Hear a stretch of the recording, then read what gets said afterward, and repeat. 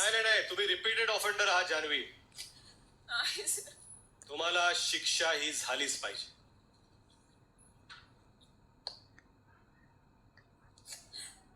तुम्ही या कलाकारांबरोबर बसणं डिझर्व करत नाही. मी तुम्हाला तुमची असं बोलू नये जागा दाखवतो. या बाहेर या.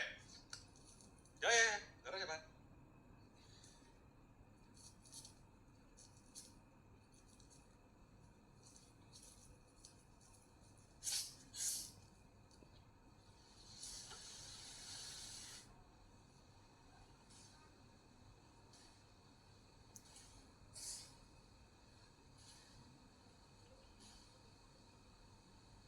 जान्हवी, ही तुमची जागा आहे, हीच तुमची शिक्षा आहे.